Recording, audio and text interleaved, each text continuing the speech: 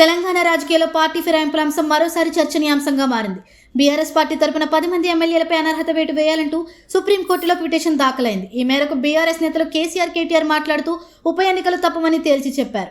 ఈ నెల 4వ తేదీన ఈ కేసు విచారణలో సుప్రీంకోర్టు సంబంధిత ఎమ్మెల్యేలు, స్పీకర్ కార్యాలయం, శాసనసభ కార్యదర్శి కార్యాలయానికి నోటీసులు జారీ చేసింది. వచ్చే 25వ తేదీలోపు తమ వివరణలు ఇవ్వాలని స్పష్టమైన ఆదేశాలు జారీ చేసింది. ముఖ్యంగా స్పీకర్ చర్యలు తీసుకోకపోవడంపై కోర్టు అసంతృప్తి వ్యక్తం చేసింది. ఇక ఇదే సమయంలో పార్టీ మారినట్లు ఆరోపణలు ఎదుర్కొంటున్న ఎమ్మెల్యేలు కోర్టులో అఫిడవిట్లు దాఖలు చేయడం మొదలుపెట్టారు. తాము పార్టీ మారలేదని, సీఎం రేవంత్ రెడ్డిని వ్యక్తిగతంగా మాత్రమే కలిశామని, మీడియా తమపై తప్పుడు వార్తలు ప్రచురించిందని వారు పేర్కొన్నారు. పటాన్చెరువు ఎమ్మెల్యే గూడెం మహిపాల్ రెడ్డి తాను పార్టీ మారలేదు, బీఆర్ఎస్ తో మంచి సంబంధాలే ఉన్నాయని అఫిడవిట్లో వెల్లడించారు. అలాగే ఉమ్మడి మహబూబ్ నగర్, రంగారెడ్డి జిల్లాలకు చెందిన ఎమ్మెల్యేలు కూడా ఇదే విధంగా అఫిడవిట్లు సమర్పించుకున్నట్లు సమాచారం. అయితే దానం నాగేందర్ విషయంలో మాత్రం పరిస్థితి భిన్నంగా ఉంది. ఆయన ఇప్పటికే కాంగ్రెస్ పార్టీలో చేరడమే కాకుండా ఆ పార్టీ తరపున ఎంపీగా పోటీ చేశారు. న్యాయ నిపుణుల అభిప్రాయం ప్రకారం ఆయన శాసనసభ్యత్వం రద్దయ్యే అవకాశాలు ఎక్కువగా ఉన్నట్లు చెబుతున్నారు. ఇన్నాళ్లు మౌనంగా ఉన్న ఎమ్మెల్యేలు పదవులు పోతాయన్న భయంతోనే ఇలా మారిపోయారని పలువురు ఆరోపిస్తున్నారు. ఇప్పటి వరకు జరిగిన వాదనలు చూస్తే పార్టీ ఫిరాయించిన ఎమ్మెల్యేలకు గట్టి ఎదురు దెబ్బ తగిలే అవకాశం కనిపిస్తోంది. మార్చి 25న సుప్రీంకోర్టు ఈ అంశంపై ఎలా స్పందిస్తుందో చూడాలి.